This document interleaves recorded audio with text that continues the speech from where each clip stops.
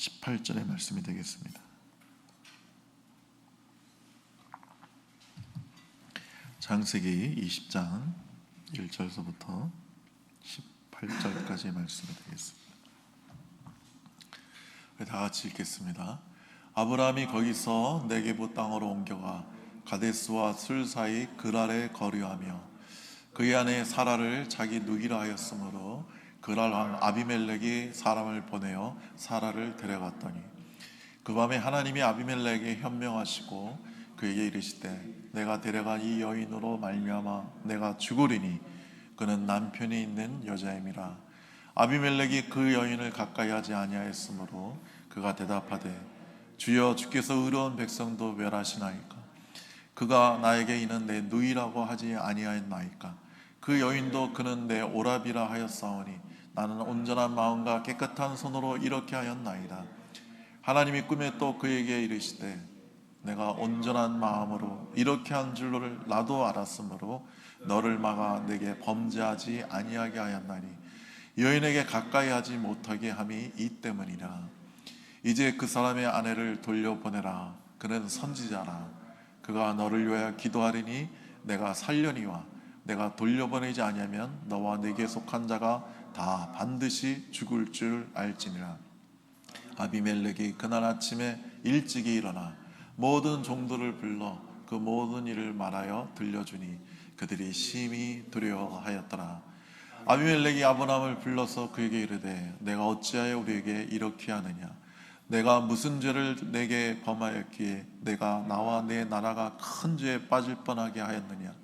내가 합당하지 아니한 일을 내게 행하였도다 하고 아비멜렉이 또 아브라함에게 이르되 내가 무슨 뜻으로 이렇게 하였느냐. 아브라함이 이르되 이곳에서는 하나님을 두려움이 없으니 내 아내로 말미암아 사람들이 나를 죽일까 생각하였음이요 또 그는 정말로 나의 이복 누이로서 내 아내가 되었음이니라. 하나님이 나를 내 아버지의 집을 떠나 두루 다니게 하실 때에 내가 아내에게 말하기를 이후로 우리가 가는 곳마다 그네는 나를 그대의 오라비라 하라. 이것이 그대가 내게 베풀 은혜라 하였었노라. 아비멜렉이 소와 양과 소와 종들을 이끌어 아브라함에게 주고 그의 아내 사라도 그에게 돌려보내고 아브라함에게 이르되 내 땅이 내 앞에 있으니 내가 보기에 좋은 대로 거주하라 하고 사라에게 이르되 내가 은 1000개를 내 오라비에게 주어서 그것으로 너와 함께한 여러 사람 앞에서 내 수치를 가리게 하였노니 내 일이 다 해결되었느니라. 아브라함이 하나님께 기도하며 하나님이 아비멜렉과 그의 아내와 여종을 치료하사 출산하게 하셨으니 여호와께서 이왕에 아브라함의 아내 사라의 일로 아비멜렉의 집의 모든 태를 닫으셨음이더라. 아멘. 오늘 보니까 그가 그랄에 거주했다고 되어 있는데 거주했다는 것은 그곳에서 살았다는 게 아니라 잠시 거했다는 거죠. 그러니까 아브라함은 반유목민으로 살았습니다. 1년의 절반은 계속 유랑하고 절반은 정착해서 살았습니다. 당시 나그네는요 법적으로 이렇게 정당한 대우를 받을 수가 없었습니다. 아주 쉽게 학대를 당했고요. 그 사람들에게 쉽게 무시를 당하고 푸대접을 당할 수가 있었습니다. 수모를 당할 수가 있었습니다. 하나님은 본토 지파 아비집을 떠나라고 아브라함에게 명하셨죠. 그리고 아브라함이 순종해서 본토 지파 아비집을 떠나서 성경은 말하기를 갈 바를 알지 못했다고 그랬습니다. 그러니까 어디로 갈지 모르고 그냥 계속 이리 갔다 저리 갔다 했던 거예요. 여러분, 우리도 하나님께 부르심을 받았습니다. 이 세상에서 떠나라고, 그리고 천국을 향해 가라고 우리에게 하나님께서 명령하셨습니다.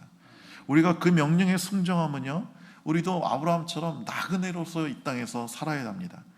비록 우리가 불이익을 당하고 어려움을 당하고 무시를 당하고 학대를 당할 수 있지만 우리가 그 나그네로서 이 땅에서 살아가야 됩니다. 이 땅은 우리의 집이 아닙니다. 이 땅에서 우리는 영원히 살 것이 아닙니다. 우리는 영원히 살 우리의 본향 천국이 있어요. 그 천국을 향해서 우리는 매일매일 순례의 길을 걸어가야 합니다.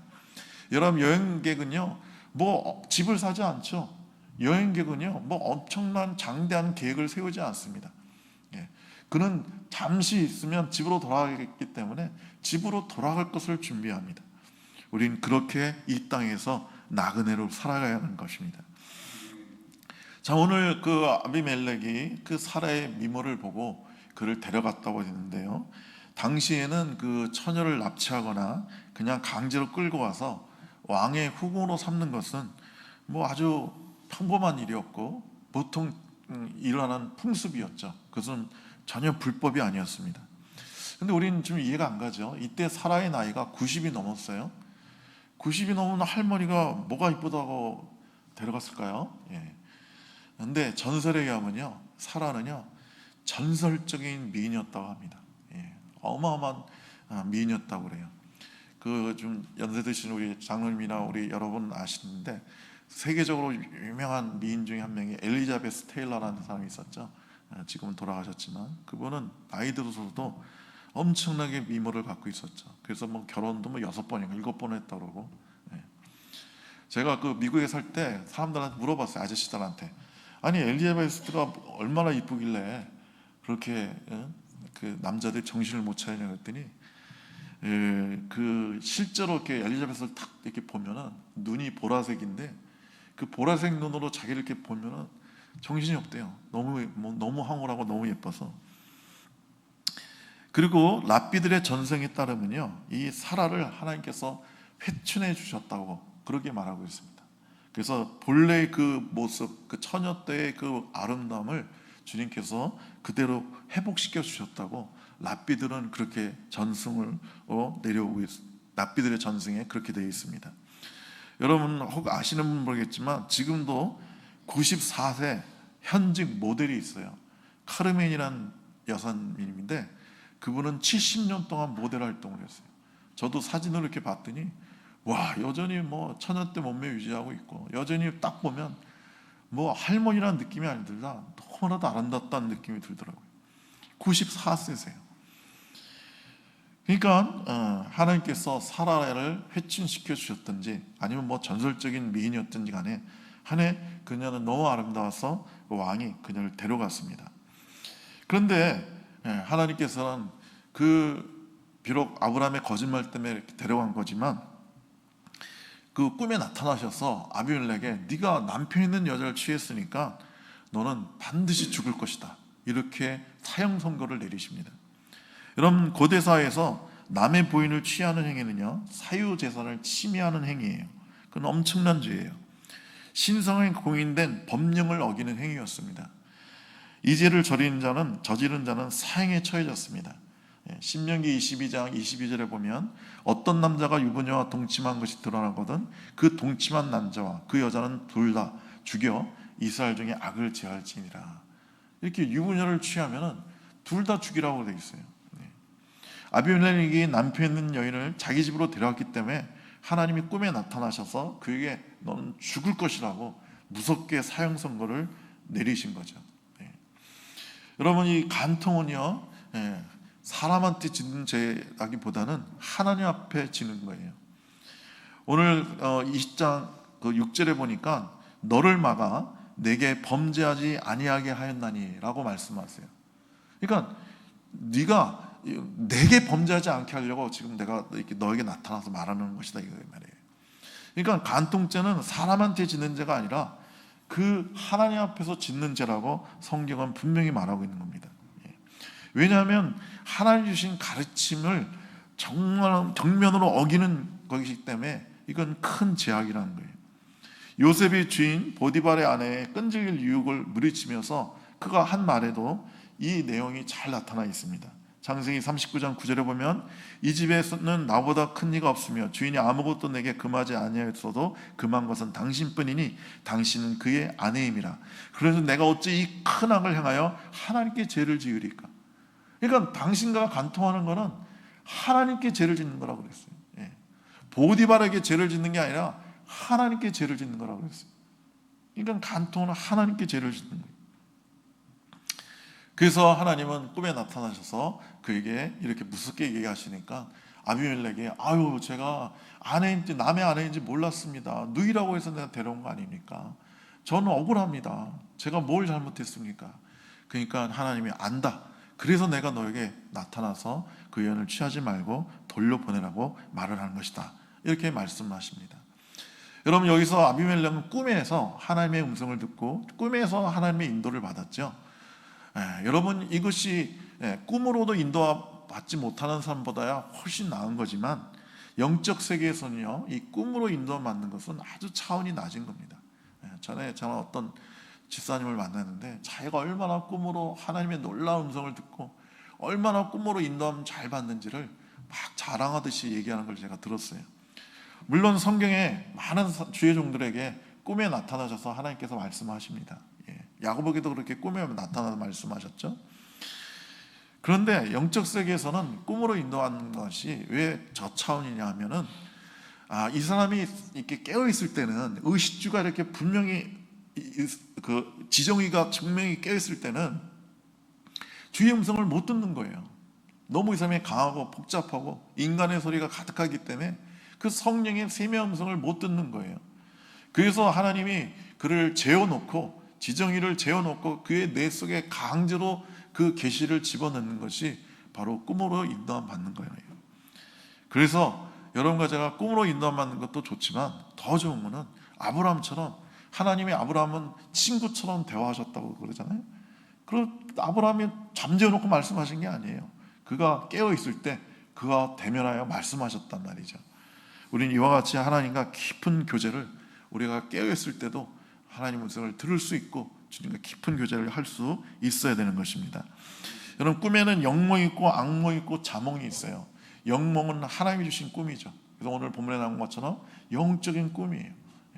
그리고 어떨 때는 또 이 영적인 꿈이 분명하지 않은 게 있어요. 그냥 어떤 형상을 보였다든지, 뭐 그런 어떤 그림을 보여주셨다든지, 뭐 그렇게 꿈에 보여주셨는데 그게 하나님 주신 꿈은 깨어나도 잊혀지지가 않아요. 여러분, 사람들은 밤새도 꿈을 꾼다고 그러잖아요. 많은 꿈을 꿔요.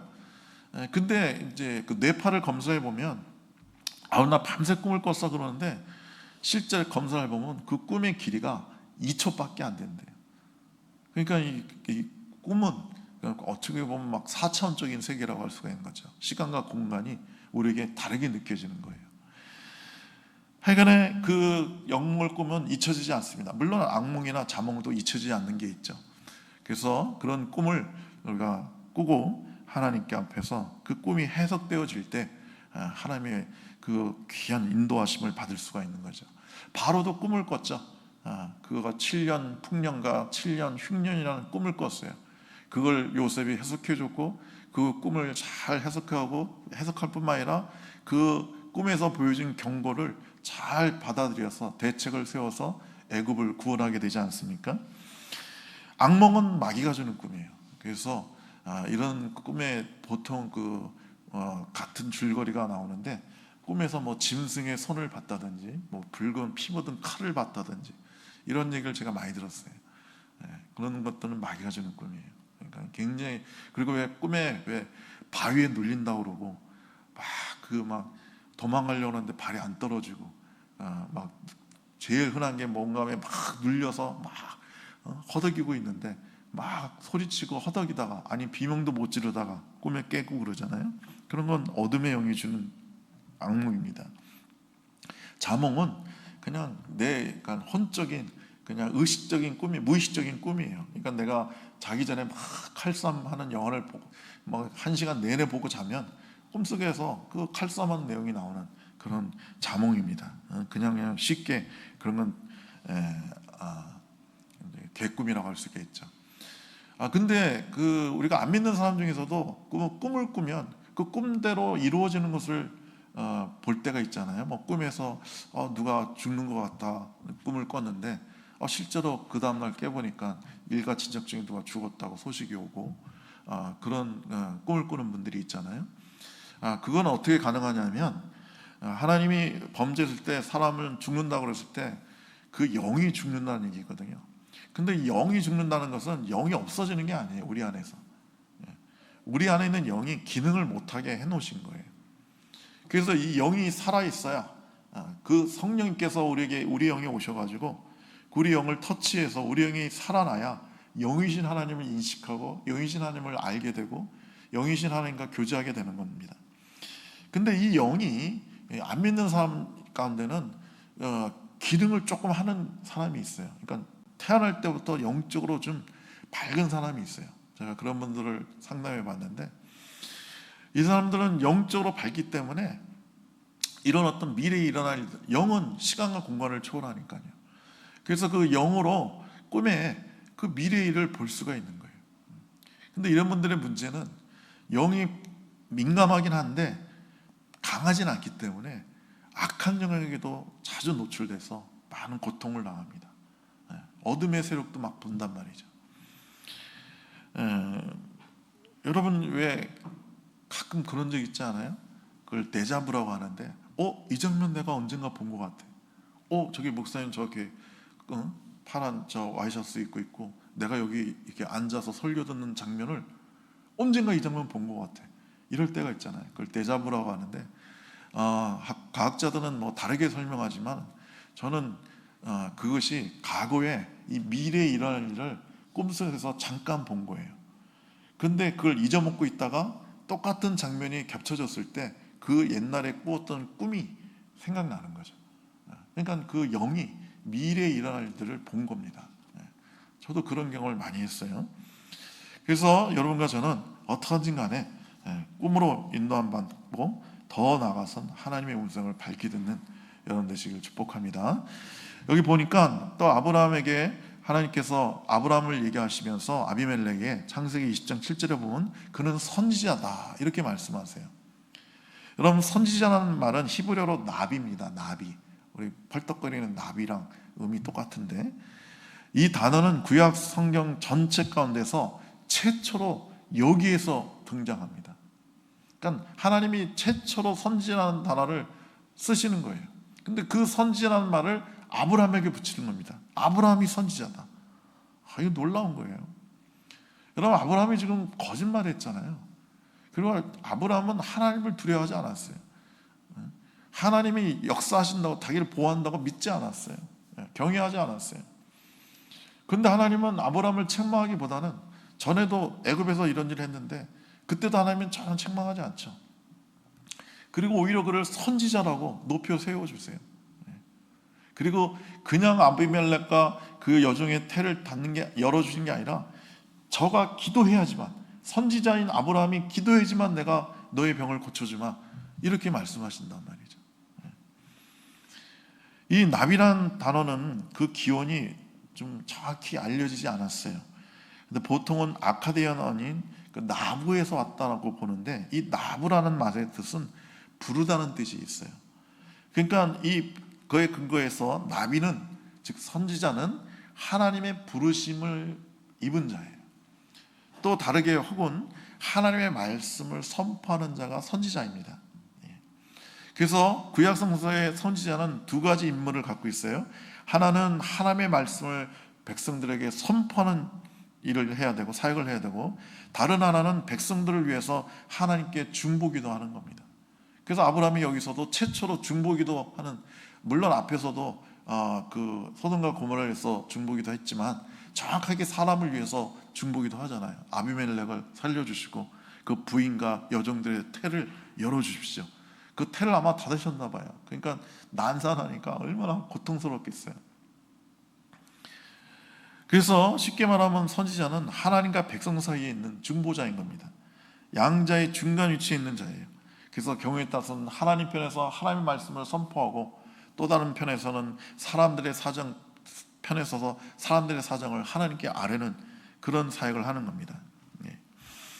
여러분, 최초의 선지자 아브라함, 그는 다른 사람을 위해서 기도하는 사였습니다. 그래서 우리는 이 아브라함처럼 우리는 다른 사람을 위해서 기도하는 중보 기도를 해야 되는 거예요. 우리가 오늘날 다 우리는 하나님께 부름받은 선지자인 것입니다. 우리는 예언가예요. 하나님의 말씀을, 미래의 일도 선포해야 되지만 하나님의 말씀을 받아서 선포하는 게 바로 선지자고 예언가인 거예요. 그래서 우리가 이 선지자로서의 임무를 우리가 다 해야 되는 것입니다. 자, 여기서 우리는 다시 한번 말씀드리면, 아브라함은 하나님께 책망을 안 받죠. 그러니까 하나님은 아브라함을 사랑하시기 때문에, 여러분, 아브라함이 지금 아내를 뺏겼어요. 둘 다 왕한테 뺏기잖아요. 그러니까 자기 힘으로는 어떻게 해볼 수가 없는 거예요. 근데 아브라함이 아내 뺏기고 나서 뭐 희낙락했겠어요? 너무너무 마음이 아팠겠죠. 너무너무 괴로웠겠죠. 이미 아브라함은 충분히 고통 가운데 있는 거예요.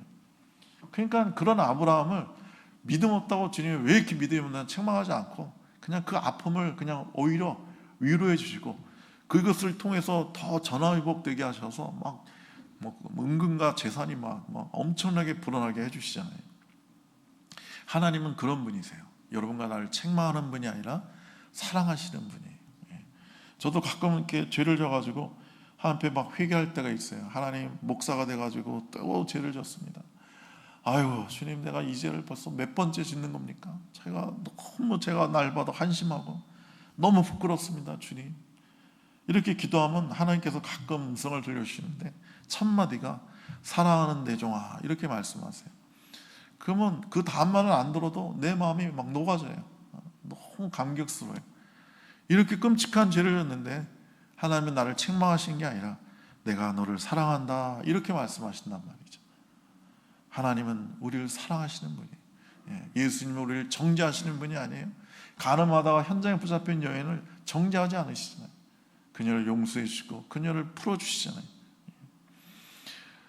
자, 아비멜렉이 아브라함을 불러서 너 왜 그랬냐고 막 따지죠. 왜 나를 범죄하게 만들고 이렇게 곤란하게 만드냐? 그랬더니 아브라함이 변명을 하죠.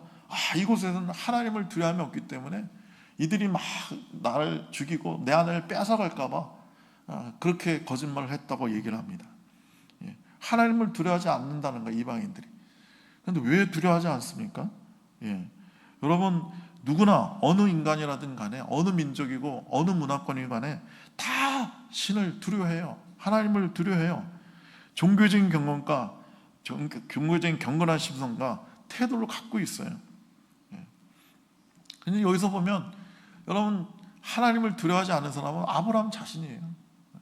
정말 하나님을 경외했다면 하나님이 내가 이렇게 거짓말하면 하나님 기뻐하지 않을 거야 하고 하나님을 경외했더라면 거짓말하지 않았겠죠. 근데 아브라함은 하나님을 경외하지 않았어요. 하나님의 능력으로 자기를 지켜줄 거라고 그걸 믿지 못했어요. 근데 아비멜렉은 오히려 하나님을 두려워하고 경외했죠. 그래서 아비멜렉에게 아브라함이 책망을 듣잖아요. 여러분, 선지자인 우리가 안 믿는 사람을 책망해야 되는데 지금 아브라함이 범죄에서 창피하게 아비멜렉에 지금 책망받고 있는 겁니다. 그래서 여러분과 저는 아브라함처럼 하나님보다 권력과 재력을 가진 사람을 두려워해서는 안 되는 겁니다. 지금 아브라함은 사람들을 두려워한 거예요. 저 사람들이 나를 죽이면 어떡하지? 저 힘 있는 사람들이 와서 나를 죽이고 내 아내를 뺏어가면 어떡하지? 사람을 두려워한 거예요. 여러분, 우리가 사람을 두려워하지 말고 하나님을 두려워해야 돼요. 예수님은 분명히 말씀하셨어요. 마태복음 10장 28절에 몸은 죽여도 영혼은 능히 죽이지 못하는 자들을 두려워하지 말고 오직 몸과 영혼을 능히 지옥에 멸하신 자를 두려워해라. 하나님 경외하라 이거예요. 그러면서 또 뭐라고 변명하냐면 그는 실로 나의 이복누이로서 내가 내 처가 되었기 때문에 그렇게 얘기했습니다. 그래요. 아니, 맞는 말이에요. 사라는 이복누이예요. 그건 당시 이스라엘 사람들은요, 친척끼리는 물론이고 형제자매끼리도 결혼할 수가 있었어요. 이러한 근친 결혼은 당시의 풍습에 의하면 결코 문제가 되지 않는 보편적인 현상이에요. 여러분, 다윗의 그 배다른 그 남매 사이에서 일어난 일 아시죠? 그 암논이 다발을 상복하는 이야기에서 그 이복누인 그 다말이 그러잖아요. 사무엘하 13장 13절 보면 내가 이 수치를 무릅쓰고 어디로 가겠느냐? 너도 이스라엘에서 계약한 자 중에 하나가 되리라. 청건 때 왕께 말하라. 저가 나를 내게 주기를 거절치 아니하시랴. 이 말에서도 우리가 분명한 거죠. 이복누이인데도 그 왕이 나를 너에게 아내로 줄 것이다. 그러니까 그 당시에는 그게 아주 보편적이었던 거예요. 물론 후대에 와서 하나님이 금하시죠. 여러분, 근친 상간을 하면 이 유전자가 다 망가집니다. 여러분, 세계에서 우리 대한민국 사람들이 이렇게 똑똑한 이유는요, 옛날부터 동성동본끼리는 결혼도 안 했기 때문에 그래요. 제가 김해김 씨인데 우리나라에 김해김 씨가 얼마나 많습니까? 근데 불과 30년 전, 20년 전만 해도 김해김 씨는 법적으로 결혼도 할 수가 없었어요. 최근에야 그 법이 바뀌어서 5천 이내, 8천 이내에만 결혼을 못하고 그 외에는 결혼할 수 있게 해줬단 말이죠. 그러니까 우리나라 민족은 옛날부터 이렇게 근친상간을 절대 못하게 했기 때문에 세계에서 가장 두뇌가 우승한 민족이 된 거예요. 저 일본 같은 경우도 똑똑한 사람 많지만 제가 일본 자주 가서 하는데 거기 정신병자 이상한 사람 되게 많아요. 왜냐하면 일본은 최근까지도 근친상간을 했습니다. 그리고 옛날 왕가들은 특히 이집트 왕가들 다 근친상간을 했어요. 네. 여러분 잘 아는 그 세계 최고로 이쁜 클레오파트라도 자기 남동생과 결혼하잖아요. 그러니까 그 옛날 왕자들은 다 단명하고 다 정신병에 걸리고 미친 사람이 된단 말이죠. 레위기 18장 9절에 보면 너는 내 자매 곧 아비의 딸이나 내 어미의 딸이나 집에서 타처에서 출산했음에도 불구하고 그들의 하체를 범치 말라. 근친상간하지 말라고 주님께서 분명히 말씀하십니다. 그러니까 옛날엔 그렇게 그걸 허용하신 게 사람이 없었잖아요. 사람이 없고 전쟁하면 뭐 남자도 싹 죽이고 하니까 그걸 일시적으로 잠시 허락을 하신 거죠. 자, 아무튼 아브라함 시대에 이복누이인 사라와 결혼하는 것은 흠이 될 일이 아니에요. 그 말도 사실이었고요. 그러니까 이복누이, 그러니까 내 아내는 내 아내가 아니라 내 누이입니다라는 말은 사실이에요. 그러나 진실은 아니죠. 진실은 사라가 지금은 더 이상 누이가 아니라 이복누이인 사라와 내가 결혼해서 그녀는 지금 내 아내가 되었습니다. 이렇게 말해야 진실인 거죠. 아브라함은 자기의 목숨을 부지하기 위해서 이 진실을 은폐하고 자신에게 유리한 사실만을 고지했어요. 사실만을 말했어요. 이게 잘못된 거죠. 여러분과 저는 그리스도인이죠. 그리스도인이라는 명칭이 있어요. 나는 예수쟁입니다. 나는 크리스찬입니다. 그리스도인입니다. 근데 여러분과 저에게는 또 다른 명칭이 있잖아요. 사장님이라는 명칭도 있고 과장님, 부장님, 선생님, 뭐 간호사, 뭐 사업가, 직장인 많은 명칭이 있어요. 근데 우리가 그리스도인이라고 밝혀야 될 자리에서 그 진실을 은폐하고 그냥 사실, 나의 또 다른 명칭, 나는 사장입니다, 선생입니다, 뭐 작가입니다 이렇게 소개하면 그건 아브라함과 똑같은 죄를 짓는 거예요. 대단히 잘못된 거죠. 제가 아는 그 경건한 우리 집사님 계신데 학교 선생님이에요. 그분이 다른 학교에 부임을 해 갔는데 첫날 자기의 그 교무실로 들어가서 자기 책상에 딱 앉자마자 성경을 딱 펴놓고 성경을 읽고 간절히 기도했대요. 옆에 선생님들 다 봤을 거 아니에요. 그래서 그날 저녁 환영 회식을 하는데 아무도 술을 권하지 않더래요. 아유, 경건한 크리스찬이시군요 하면서, 크리스찬은 술 안 드시죠? 하면서 술을 권하지 않더라는 거예요. 여러분, 우리가 그리스도인이라는 것을 밝혀야 되는 거예요. 사람들한테 말해야 되는 거예요. 보여줘야 되는 거예요. 제 스승 목사님이 택시를 타면 늘 택시기사를 전도를 잘 하시는 분인 거예요. 한 번은 제가 직접 봤는데 저녁 예배 보는데 목사님이 어느 아저씨를 데려오더라고요. 그래서 이 택시기사님인데 내가 전도했다고 지금 교회 오는 길에. 그래서 데려와서 같이 예배드리고 그리고 보내신 적도 있어요. 근데 이분이 어느 날 택시를 탔는데 그날은 전도를 안 하고 이 정치적인 논쟁을 하게 됐어요.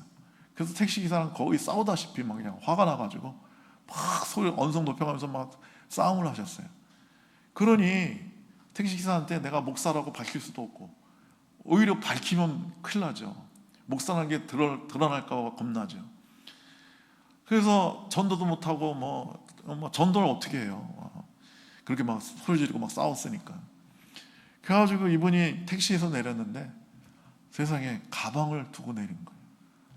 그래가지고 이제 택시기사가 가방을 이제 돌려주면서 전화해가지고 연락해서 이제 돌려주는데 이제 가방 안에 이제 주보 있고 목사님 그저 신분지고 그러니까 이제 목사인 걸 안 거죠.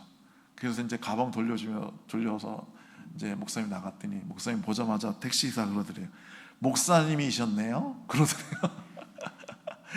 그래가지고 우리 스승 목사님이 너무 부끄러워가지고 얼굴이 시뻘개져가지고 죄송합니다 그러고 돈 몇 푼 지어주고 가방 받아왔다고 그러시더라고요. 그러니까 거기서 처음부터 나는 목사입니다. 그리고 당신에게 귀한 복음을 전하기 원합니다. 했더라면 얼마나 좋았겠어요. 근데 괜히 목사라는 거 밝히지도 않고 논쟁이기 때문에 그런 창피를 당하신 거죠. 여러분, 아브라함은 세상의 시험인 윤리와 도덕 기준에는 별 문제가 없을지 몰라도 하나님의 시험인 신앙인의 양심 기준에는 미달한 겁니다. 함량 미달이에요. 하나님은 겉사람, 사실보다는 속사람, 진실을 보시는 분이에요. 성서는 신앙의 조상 아브라함의 이 비행과 이 실수, 잘못을 전혀 숨기지 않습니다. 여러분, 그 다른 종교의 법전이나 이런 거 보면 너무너무 좋은 것만 써 있어요. 근데 성경은 인간의 죄악 이런 것들을 전혀 감추지 않죠. 그 롯이 딸들과 근친한 상관한 얘기도 나오잖아요. 어떤 분은 전에 저 교인 중 한 명이 나한테 와가지고 성경에 어떻게 이렇게 불결한 얘기가 있냐고, 딸들하고 어떻게 같이 잔 얘기가 나오냐고, 어떻게 거룩한 성경에 이런 얘기가 나오냐고. 그분은 아직 레위기를 안 읽어서 창세기만 읽고도 충격받아서 그렇게 얘기하는데, 내게에는 더 자세하게 나오죠. 근데 성경은 그런 인간들의 죄악을 그대로 써놔요. 그리고 또 옛날에 그 있었던 영지주의나 이런 이단들은요, 구약의 하나님은 악한 하나님이라고 그랬어요. 왜냐하면 구약의 하나님은 사람을 죽이는 하나님이잖아요. 진멸하라고 그러잖아요. 그리고 구약의 이사야 이런 표현합니다. 하나님 저들을 막 발로 짓밟으사 그들의 피가 세마포에 튀게 하소서, 이런 얘기도 나와요. 원수들의 염통을 활로 쏘셔서 그 염통을 깨뜨리십시오, 이런 얘기도 나온단 말이죠. 그러니까 구약의 하나님은 사랑의 하나님이 아니라 잔인한 하나님이기 때문에 악한 하나님이고, 그 신의 단계가 있는데 가장 낮은 등급의 신이라고 그렇게 얘기했어요. 여러분, 성경은요, 인간의 어떤 이런 잘못을, 허물을 그대로 폭로합니다. 그럼에도 불구하고 하나님은 그런 인간들을 사랑하시는, 그런 아브라함을 사용하시고 그 사람을 믿음의 조상으로 세워주시고 그를 통한 구속의 역사를 이루어 나가십니다. 여러분, 완전한 인간은 없어요. 완전한 은혜만이 있을 뿐입니다. 우리 하나님의 은혜만이, 우리 하나님의 그 사랑만이 완전한 겁니다. 우리는 다 부족한 죄인들이에요. 이 죄인을 사랑하시고 완전하게 세워주시는 분이 우리 하나님이신 것입니다. 그 하나님을 더욱 사랑하고 섬기고 전하는 여러분 되시길 축복합니다. 기도하겠습니다. 좋으신 우리 하나님 아버지, 우리가 진실을 은폐하지 않게 하시고, 하나님 언제 어디서나 우리가 그리스도님을 고백하며 예수 그리스도의 이름을 전하는 하나님의 거룩한 선지자가 되게 하여 주시옵소서. 하나님, 이 시간 우리 가운데 오셔서 우리를 만져주시고 우리의 몸과 마음과 영혼의 모든 질병을 치유하여 주시옵소서.